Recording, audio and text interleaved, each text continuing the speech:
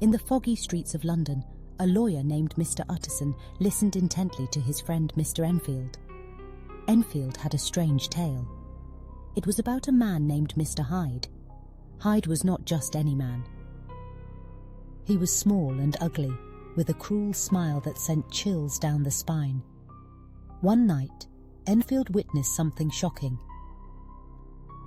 Hyde trampled a little girl in the street. The girl cried out in pain. People gathered, furious at what they had seen.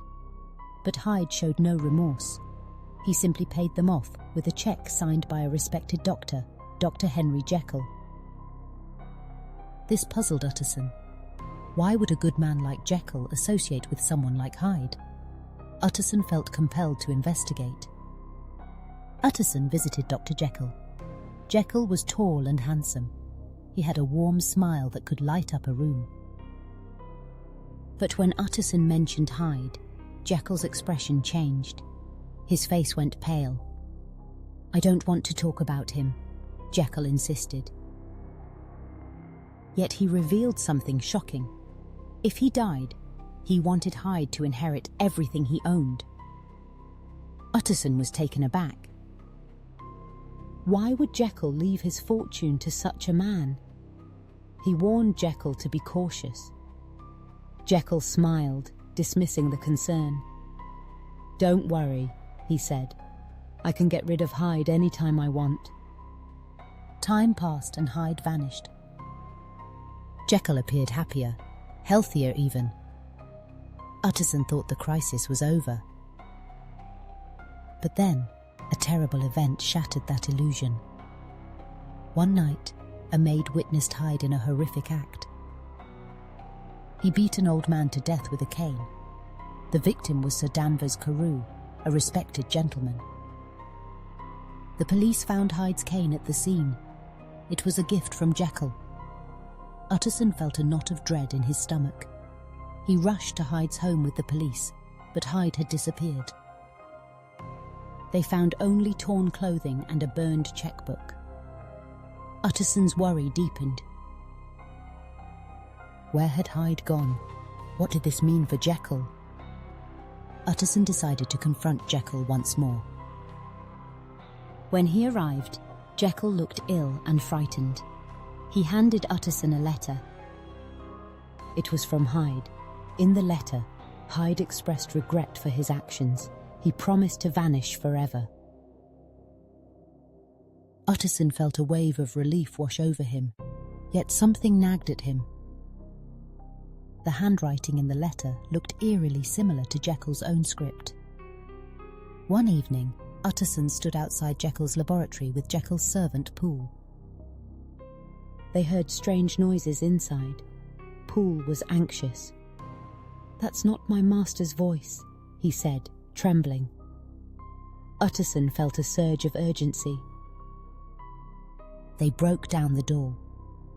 Inside they found a shocking sight.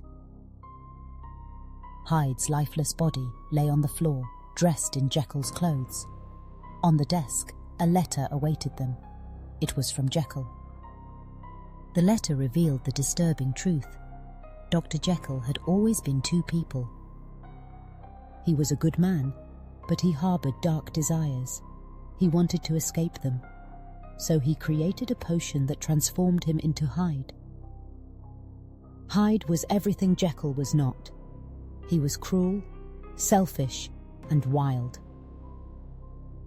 At first, Jekyll relished being Hyde. He could indulge in wickedness without guilt. But soon, Hyde grew stronger. Jekyll lost control. He tried to stop taking the potion, but it was too late. Hyde began to appear unbidden. Jekyll felt trapped, knowing that Hyde would eventually take over completely. In despair, Jekyll penned the letter and took his own life. He could not bear to live as Hyde any longer. Utterson read the letter in silence. A heavy understanding settled over him. Dr. Jekyll had been a good man striving for perfection. Yet, perfection is an illusion. Everyone has a shadowy side. Jekyll attempted to separate himself from his darkness, but that very act led to his destruction. The story of Dr. Jekyll and Mr. Hyde serves as a cautionary tale. It reminds us all that we harbour secrets and desires we may wish to bury. We cannot flee from our true selves. We must confront our inner demons. If we do not, they will consume us. The struggle between light and darkness exists in everyone. Jekyll's tragic fate illustrates this battle. He sought to eliminate his darker impulses, but only succeeded in magnifying them. In the end, it is a lesson about acceptance. We are all flawed, we all stumble. It is part of being human. The key is to embrace our entirety, to acknowledge our imperfections and learn from them. Only then can we find balance. Only then can we truly be free. The tale of Jekyll and Hyde is a poignant reminder of the duality within us. It urges us to face our truths rather than hide from them. For in the shadows lies the potential for both destruction and understanding.